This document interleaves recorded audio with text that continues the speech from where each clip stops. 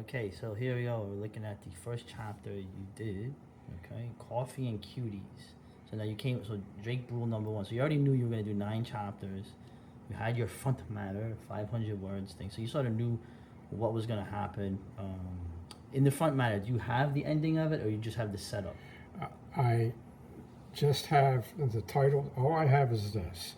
So in my front matter, I will do every chapter by title and number, and then I'll just copy and paste them onto a document and get them all set up, so I don't have to do any formatting to start writing the next story. So I woke up at 5:43 yesterday morning. It was nice and gray and misty outside, and I turned on enough light to get started writing. My eyes rested, and I did the first of the 3 scenes that are in.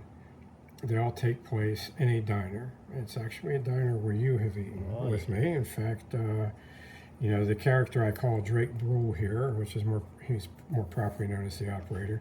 He will actually pay me to have dinner with him and discuss things with him. He's a cool dude. I like him. He'll pick up the check. He'll make sure that I ordered the best scotch on the menu. That's right. And then if he finds out there's some guys coming into town to train, he'll get a gift card and, make sure we've got food to eat there. But he likes to have his discussions, his mental training, what he calls focus discussions, in a crowded place with background noise, because I think it makes it harder for him to be picked up on audio spy devices that might be listening across the street or something. And it also gives him a chance to pull in people into the conversation. For instance, Brittany, who was the character here, who was our last waitress, he pulled her in, and just by way of describing what an excellent coach I am, he said, I want you to ask something about yourself that you're the only one that knows here. And then he's going to guess what it is. Okay? And you could tell she felt like she was a little bit overweight. She smoothed her apron down, and she said, well, what sport did I play? And I told her, I said, you were a softball player, you're a very good fielder, probably a catcher or first baseman, good batting average, but not great. And you didn't go to college, but you could have. And she almost cried because I nailed it. But I could tell I'm a fan of, Right. If she was a dancer, I wouldn't have been able to guess what kind of dancer she was unless she was Dominican. So anyhow, that was. What a creep. So this guy likes to bring in other people partially as a way of measuring the social intelligence of the man he is interrogating, because he's interrogating his mirror. I'm his mirror. We've done a lot of knife and survival training together, but now he's to the point where if he loses another knife fight with me with Bonds, I think he's just going to take out his gun and shoot me because he's that fed up with it. Yeah. So he's using me as his psychology coach for dealing with other people.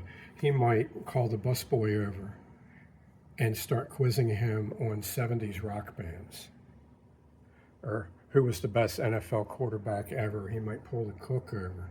He might throw the manager $40 and say, when these losers behind me go, can we have that table because we want to do a little bit of training? So this is his the real life. Right, so you're basing this scene here with this.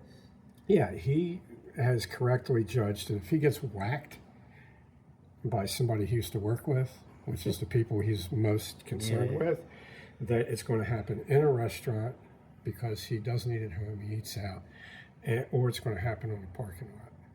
So the whole thing is really a strategy and tactics session, beginning from pulling into the parking lot. All right. So in terms of the writing here, we're reading this little thing here. Brett held the door for the young beauties and for their 2 soft escorts who might have been men if they had been born to a less sissy age. Mistaken, or so he was taken for a cook or dishwasher returning from smoke. Standing behind the 4 soft creatures, his stomach sank as the hostess scanned their open right palms with her wrist phone, the new kind of phone from which readings were conducted with a blue cone of pixelated light. Her ear ring lit blue, meaning she had, and of course we need to go up a little bit. This is about the evolution of the surveillance state. Right. Her earring lit blue, meaning she had just been directed by the seating app to inform her guests table 12 down the right side and around the corner. Panic rose in Brett's chest, the fear of adjustment. I got the idea for this watching a Major League Baseball game in which the pitcher had to call a timeout because his earphone was malfunctioning and the coach in the booth or whoever was no longer able to tell him what pitch to throw. Oh, man. Okay, so we live in an age now where athletes no longer make their own decisions.